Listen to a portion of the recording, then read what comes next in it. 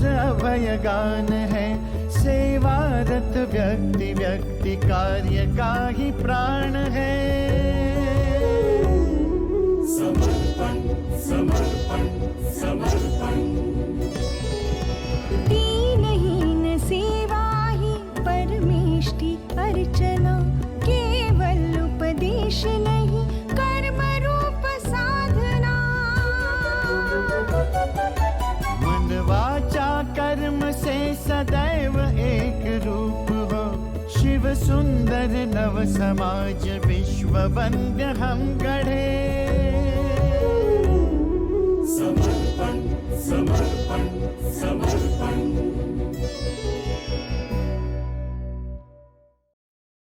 कहते हैं ज्ञान और विज्ञान की उन्नति के कारण मनुष्य ने प्रकृति के कई रहस्यों को सुलझा लिया है, उन्हें जान लिया है और उन पर कुछ हद तक विजय भी प्राप्त कर ली है। किंतु सच तो ये है कि प्रकृति अनंत है और उसका स्वभाव अबूझ। 1972 में महाराष्ट्र में आए भारी अकाल का सामना तत्कालीन सरकार डटकर तो कर रही थी, मगर प्रकृति के कोप के समक्ष उसकी शक्ति कम पड़ रही थी। ऐसे में प्रदेशवासियों के दर्द का, कठिनाइयों का निवारण करने हेतु अपनी सामाजिक जिम्मेदारी के प्रति जागरूक राष्ट्रीय स्वयंसेवक संघ के कुछ स्वयंसेवकों ने आगे आकर सूखे से लड़ने के लिए एक गैर लाभकारी मंच का गठन किया। यही था राष्ट्रीय स्वयंसेवक संघ जनकल्याण समिति का प्रारंभ। समिति की शुरुआत ही आपत्ति विमोचन के हेतु से हुई थी और आरंभिक 15-16 सालों में समाज दातृत्व के आधार पर देश में भूकंप, बाढ़ या सूखा जैसी नैसर्गिक विपदाओं से ग्रस्त लोगों तक आर्थिक मदद पहुंचाने का काम समिति करती रही। साल 1993 के सितंबर में महाराष्ट्र के लातूर जिले में किल्लारी और धाराशिव के गांवों में एक ऐतिहासिक प्रलयकारी भूकंप हुआ। टूटे घर, बिखरे परिवार, बिछड़े परिजन, आसपास के 100 से भी अधिक गांवों में एक ही पल में प्रकृति मनुष्य को पराजित कर चुकी थी। समूचे भारत से किल्लारी की ओर मदद पहुंचने लगी। इस कार्य में फिर एक बार सबसे अग्रेसर रही महाराष्ट्र प्रांत की राष्ट्रीय स्वयंसेवक संघ जनकल्याण समिति। कोई चलता है पदचिन्हों पर, कोई पदचिन्ह बनाता है, उखड़ी सपनों की नींव जो कोई फिर नई नींव रचाता है। जनकल्याण समिति ने पुनर्वसन हेतु किल्लारी भूकंप पीड़ितों की सभी प्रकार से सहायता की। निवास, भोजन तथा स्वास्थ्य संबंधी तत्काल सेवाएं तो समिति ने दी, मगर सबसे बड़ा प्रश्न चिन्ह था कि जिस जगह मृत्यु का तांडव हुआ वहां फिर से जीवन प्रवाहित कैसे किया जाए।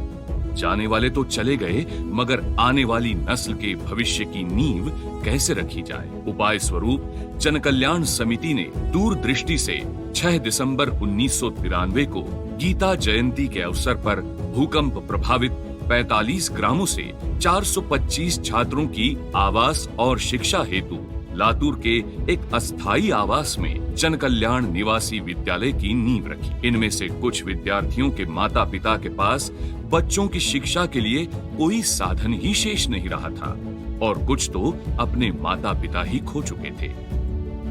आज ये विद्यालय लातूर से 8 किलोमीटर की दूरी पर हरंगुड़ गांव में 9.5 एकड़ जमीन पर स्थायी रूप से स्थापित है।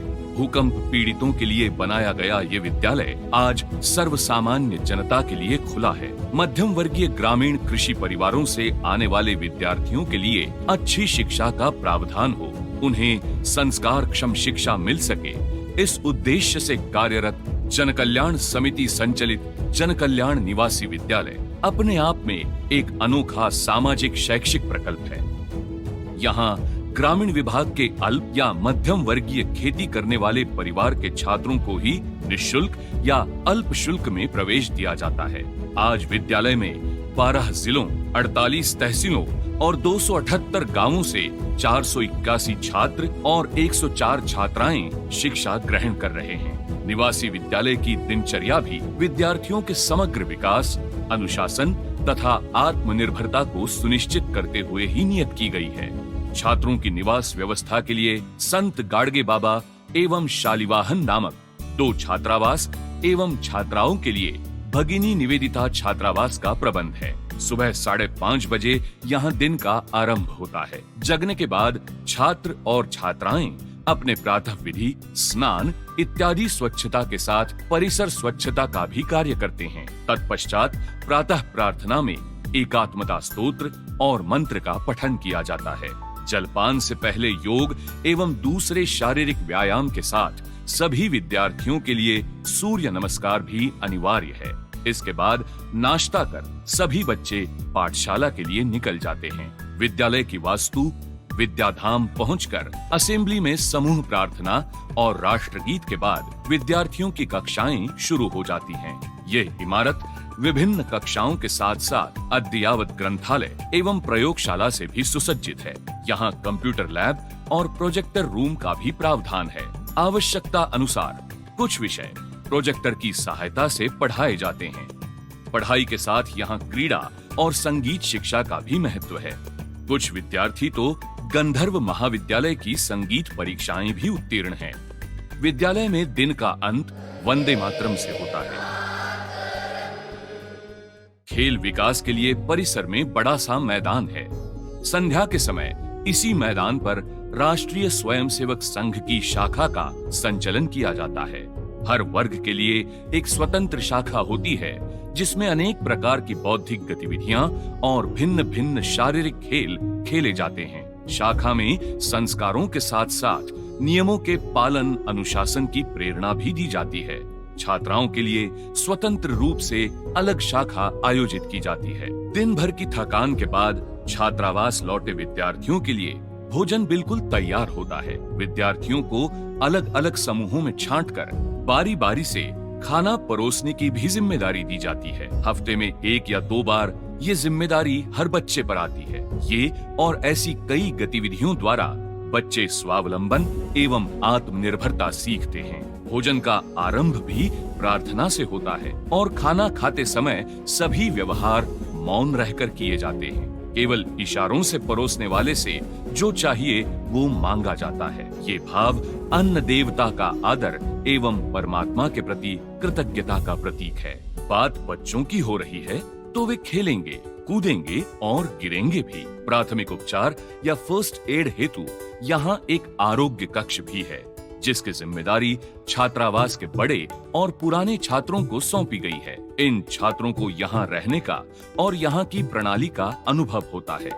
छोटी मोटी चोटों का इलाज या दवा यही छात्र करते हैं, मगर जरूरत पड़ने पर किसी को डॉक्टर के पास ले जाने का जिम्मा भी उन्हीं का है। 8वीं कक्षा और ऊपर के छात्रों के लिए कृषि विज्ञान का विषय यहाँ अनिवार्य रूप से सिखाया जाता है। इसी विषय अंतर्गत बच्चे यहाँ छात्रावास की पाकशाला के लिए सब्जी तरकारी उगाते हैं और उनकी देखभाल भी करते हैं। आध्यात्मिक उन्नयन हेतु श्री गणेश जी का मंदिर एवं ध्यान कक्ष का निर्माण भी विद्यालय परिसर में किया गया है। ध्यान कक्ष का समय निर्धारण कक्षा अनुसार किया जाता है और छात्र छात्राएं यहाँ समूह में ध्यान धारणा करते हैं। छात्रावास में विविध उत्सवों और वार्षिक महोत्सव का अपना अनन्य साधारण महत्व है। साल भर के पाठ्यक्रम और विद्यार्जन में ये कुछ मनोरंजन के पल होते हैं जिनका खूब आनंद विद्यार्थी उठाते हैं। गणेश उत्सव में ढोल ताशा पथक और अन्य समय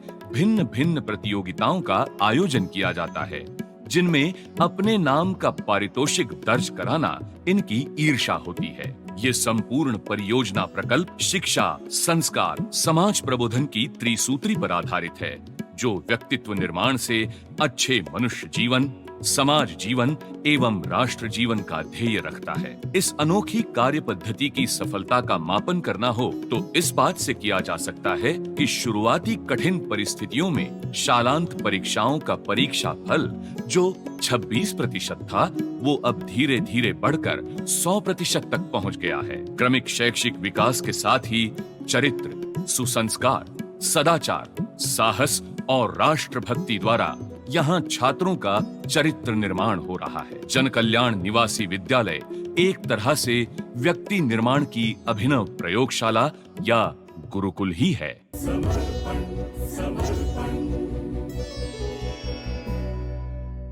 जिस तरह किसी बाग या उपवन में तरह तरह के रंग बिरंगे फूल खिलते हैं, मगर गंध सभी के पास नहीं होता, उसी प्रकार जीवन की बगिया भी सभी के लिए सुगंध से भरपूर नहीं होती।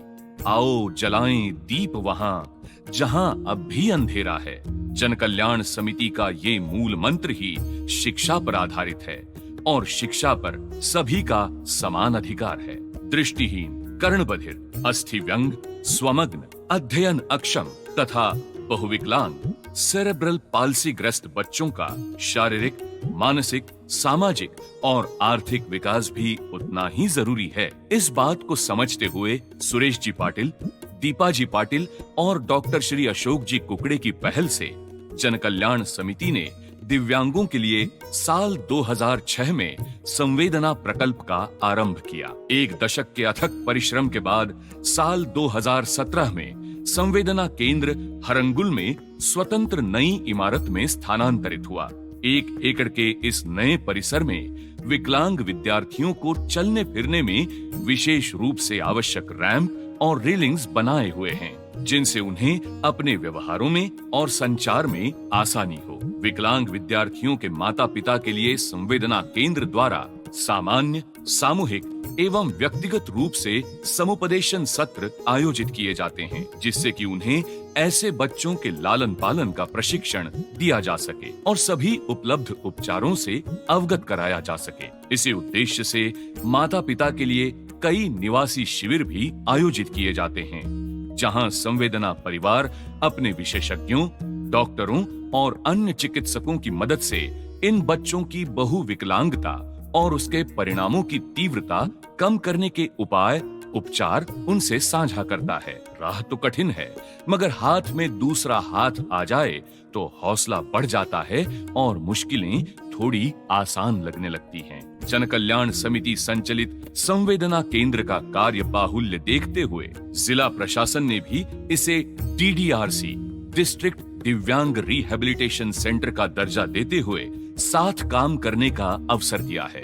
इस सेंटर के अंतर्गत जिले के दिव्यांगों का पंजीकरण यानी रजिस्ट्रेशन करते हुए उनका दिव्यांग रजिस्ट्रेशन कार्ड बनाया जाता है। DDRC के जरिए राज्य एवं केंद्र सरकार द्वारा बनाई गई विशेष योजनाएं इन पंजीकृत दिव्यांगों तक पहुंचाई जाती हैं। कुछ दिव्यांगों में केवल शारीरिक व्यंग होता है और उनकी बौद्धिक क्षमता बिल्कुल सामान्य व्यक्ति जैसी अच्छी होती है। ऐसे लोगों के लिए जन कल्याण समिति के संवेदना केंद्र में दिन प्रतिदिन के नित्य कर्मों के साथ साथ व्यावसायिक प्रशिक्षण भी मिलता है, जिससे वो स्वतंत्र एवं स्वावलंबी हो सकें। DDRC में पढ़े लिखे शिक्षित दिव्यांगों को कई प्रकार से मदद मुहैया कराई जाती है, जैसे कि व्यवसाय या नौकरी के क्या अवसर हैं, कहां से किस निकष पर व्यवसाय के लिए ऋण मिल सकता है। ये और ऐसे ही तरह तरह का मार्गदर्शन DDRC इन दिव्यांगों को देता रहता है। संवेदना केंद्र की विविध गतिविधियों के अंतर्गत दिव्यांग विद्यार्थियों को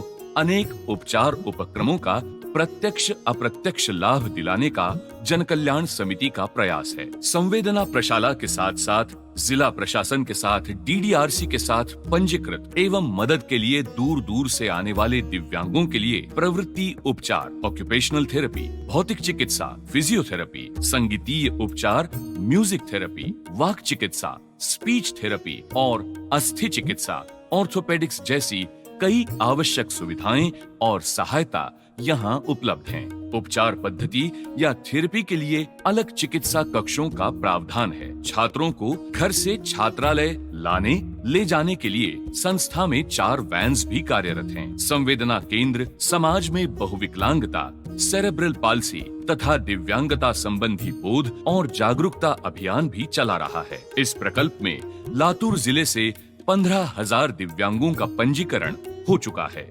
केंद्र सरकार द्वारा आवश्यकता अनुसार विकलांगों और दिव्यांगों को उपकरण या साधन उपलब्ध कराए जाते हैं। ऐसे साधन और उपकरण भी इन पंजीकृत दिव्यांगों तक पहुंचाने का काम भी संवेदना केंद्र DDRC के साथ मिलकर कर रहा है। भारत सरकार के दिव्यांग जन सशक्तिकरण विभाग द्वारा एक राष्ट्रीय न्यास बनाया गया है। केंद्र सरकार के इस न्यास द्वारा 10 भिन्न भिन्न योजनाएं दिव्यांगों के लिए संचालित की गई हैं। उनमें से सबसे महत्वपूर्ण योजना है घरौंदा, जिसके अंतर्गत जन कल्याण दिव्यांग पुनर्वसन का प्रकल्प संवेदना द्वारा जिले में चलाया जा रहा है। ये 18 वर्ष से अधिक आयु के वयस्कों के लिए सामूहिक गृह योजना है। जैसे जैसे आयु बढ़ती जाती है, इन दिव्यांगों के परिजनों के लिए उनकी देखभाल करना मुश्किल होता जाता है। घरौंदा योजना का उद्देश्य ऐसे दिव्यांग जनों को जीवन भर के लिए सुनिश्चित घर देना और देखरेख की न्यूनतम सेवाएं प्रदान करना है। पर्याप्त एवं उत्तम सेवाओं से युक्त स्वीकार्य जीवन स्तर के साथ साथ प्रोफेशनल डॉक्टर की बुनियादी सुविधा भी इसमें उपलब्ध है। पुनर्वसन की इस योजना में दिव्यांगों के रोजगार पूरक गतिविधियों के साथ साथ आवश्यक प्रशिक्षण का भी प्रावधान किया गया है। गोपालन, बागबानी, एनवलप या पेपर कप निर्माण जैसे काम यहाँ सभी दिव्यांग जन मिलकर करते हैं। इन्हें यहाँ स्वयं रोजगार का समान अवसर मिलता है, जिससे कि उनमें आत्मविश्वास पैदा होता है और जीवन की सुंदरता अनुभव करने की चाह निर्माण होती है। घरौंदा में केवल दिव्यांग जन ही नहीं, उनके परिजनों को भी सम्मिलित किया गया है, जो अगर चाहें तो संस्था के साथ नौकरी करते हुए अपने स्वजनों का ख्याल रख सकें। घर ईंटों से बनता है, मगर आखिर घरौंदा तो अपनों से ही बनता है ना। स्वावलंबी होने के लिए हमने एक औद्योगिक प्रशिक्षण केंद्र का विचार किया है। इनके लिए 4 ट्रेड निश्चित कर दिए हैं, जिसमें computer operator, information technology, physiotherapy technician, dress making और इलेक्ट्रिशियन, ये 4 या 5 ट्रेड लेके हमने दिव्यांगों का ITI करने की योजना हमने कर दी है।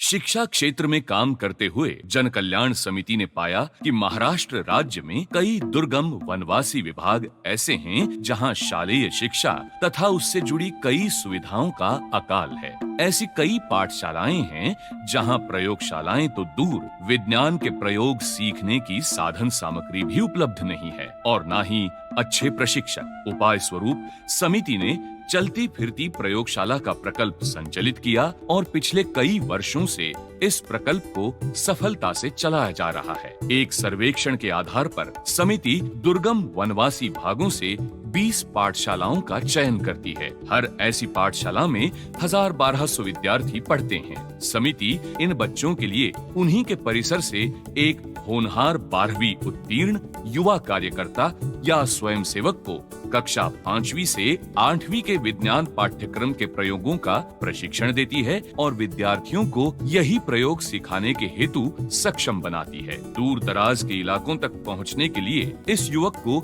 विज्ञान सामग्री की पेटी और मोटरसाइकिल भी दी जाती है, मगर इस बात का ख्याल रखा जाता है कि इस युवा शिक्षक को प्रतिदिन 20 किलोमीटर से अधिक दूर न जाना पड़े। ये युवक अपनी मोटरसाइकिल पर रोज किसी पाठशाला में जाकर वहाँ इन वैज्ञानिक प्रयोगों के साथ साथ खेलकूद, संस्कार क्षम गीत या फिर वैज्ञानिकों की कहानियों के जरिए बच्चों में राष्ट्रहित और राष्ट्र सेवा की भावना जागृत करता है। हर विद्यार्थी इस युवा शिक्षक द्वारा लाए गए विज्ञान साहित्य का उपयोग करता है, उससे सीखता है और परीक्षा में निश्चित ही उसे इस ज्ञान का लाभ होता है। जब मैं 5 स्टैंडर्ड में थी, तब जब भी टीचर्स आते थे सिखाने के लिए तो बहुत खुशी होती थी। हमारे पे ज़मीन पे कम आसमान में ज़्यादा रहते थे, क्योंकि प्रयोग के सहारे हमें वो विज्ञान सिखाया गया था और बहुत अच्छा लगता है जब भी आते हैं, क्योंकि हमारे स्कूल में वो सब नहीं होता है जो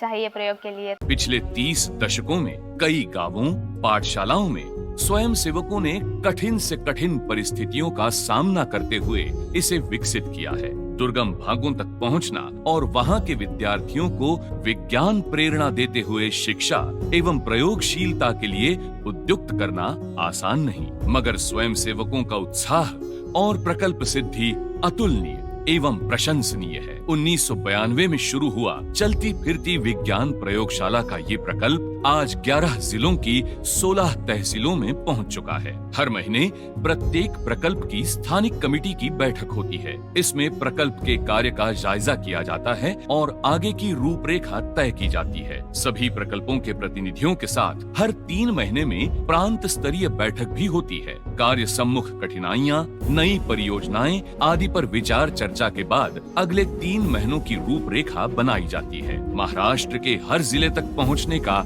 समिति का मानस है। क्या पता किस वनवासी भाग में भारत को अपने भविष्य के वैज्ञानिक मिले।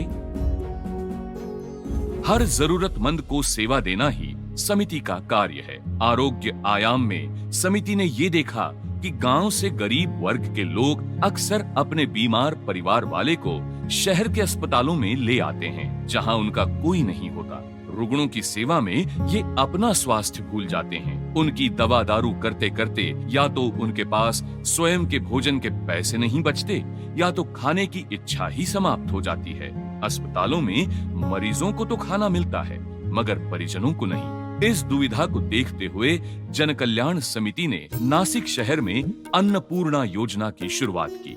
घर घर जाकर इस योजना में शहर के आम परिवारों को शामिल किया गया। महीने में 1 या 2 दिन अपने परिवार के साथ साथ 1-2 अधिक लोगों के लिए भोजन का डिब्बा बनाने की विनती इन परिवारों से की गई। इससे ये सावधानी बरती गई कि किसी एक घर परिवार पर आर्थिक भार न पड़े। इस वजह से ज्यादा परिवार और घर इस योजना से जुड़ने और अपना सामाजिक दायित्व निभाने के लिए तैयार हुए। शहर के अलग अलग प्रभागों से भिन्न भिन्न घरों से डिब्बों को एकत्रित करने की व्यवस्था की गई है। कुल मिलाकर नासिक में इस कार्य के लिए 125 संकलन केंद्र स्थापित किए गए हैं। इन केंद्रों पर या तो घरों